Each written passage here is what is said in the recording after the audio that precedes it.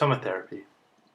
Accuray, a company that market and sell TomoTherapy, states that the TomoTherapy platform gives clinicians everything they need to deliver the best radiation therapy possible. Leading me to ask the question, why doesn't every radiation oncology department in Australia have TomoTherapy unit? In this audio recording, it will be revealed the reality of TomoTherapy in contemporary Australian cancer treatment. I will investigate the benefits and limitations of TomoTherapy and a conclusion into why we barely see the technology in many Australian radiation oncology departments. TomoTherapy is IMRT, made up of a hybrid CT scanner and LINAC with a linear accelerator for the source arm. A CT image dataset is captured and radiation therapy is delivered slice by slice like a CT scan, 360 degrees and adaptive. So what are the benefits and limitations? Benefits. Various studies reveal that TomoTherapy has superior conformity to volumes and improved dose heterogeneity. The rationale of radiation therapy is to deliver radiation to the tumour, sparing healthy tissue.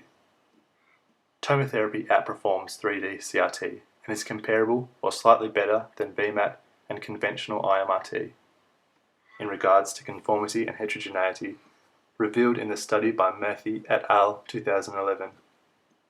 This is important as the recurrence rates are reduced and the 5-year survival rates improved.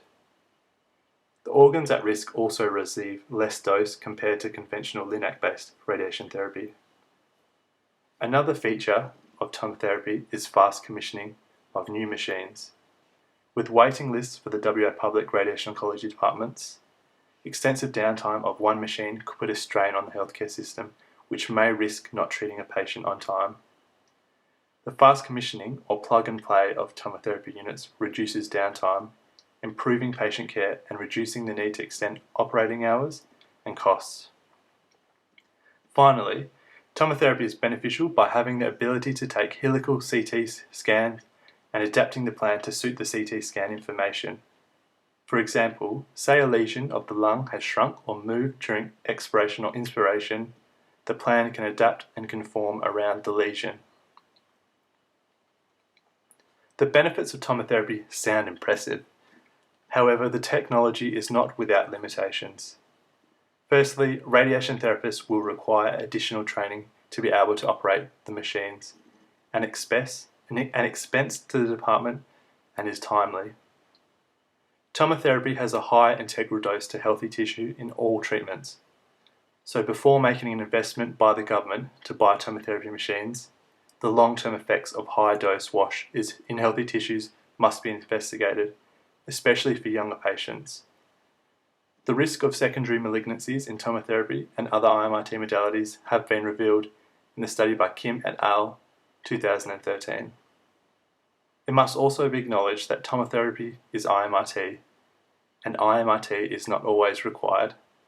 For example, 2D brains or bones can be more rapidly planned and treated on LINACs with a PA, AP beam or laterals, improving quality of life and avoiding treatment delays. TomoTherapy has the same limitations as a CT scanner. The small bore of the machine is not ideal for claustrophobic patients, as well as the growing obesity problem in Western societies. Is the bore sufficient in size? Treatment times for TomoTherapy are slower compared to VMAT, 4.8 minutes compared to 1.4 minutes, which I discuss further in the VMAT versus IMRT audio recording. Finally, the cost of purchasing and running a TomoTherapy unit. A cost analysis by Puri in 2014 revealed that the average total cost, including the cost of staff, QA, LINACs, planning, and simulation, is approximately $146 Australian dollars for TomoTherapy, $92 for Electa VMAT, and $59 for Varian Rapid Arc. What needs to be considered is if the additional costs to the government and private centres deliver results.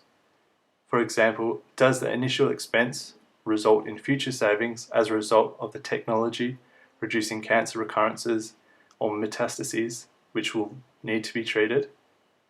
Because the reality of healthcare is that it is about making savings or making money. So conclusion, why is TomoTherapy not common in Australia?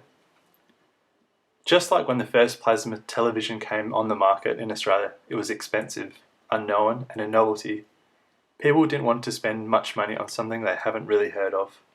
Just like TomoTherapy in Australia, the technology is newish and only a few centres around Australia have a machine. Once long-term studies reveal the benefits and the price can be justified by the government, it may be considered adopting the technology more readily. Linacs such as Varian and Electa are trusted and can deliver 3D CRT as well as IMRT and VMAT. Why buy a machine which only does IMRT-like treatments? Studies have revealed TomoTherapy is superior in dose conformity, healthy tissue sparing, easy commissioning and adaptive. However, it's more expensive to buy and operate, a huge limiting factor for many centres when considering buying a new machine. Furthermore, some tumour sites may not require IMRT-like treatments, such as SkinAP or breast tangents or palliative treatment. Finally, TomoTherapy has an increased integral tissue dose, increasing the risk of secondary malignancies, especially a concern for younger patients who have a longer life to live, who may see secondary malignancies later on. We have the infrastructure made up of hundreds of Linacs around Australia. Many can deliver results comparable to TomoTherapy. Disregarding the price, I recommend TomoTherapy should be considered for adults patients receiving radical treatment. However, TomoTherapy machines cannot currently replace every Linac in a department due to age and tumour site limitations. A mix of Linacs and TomoTherapy units could be considered.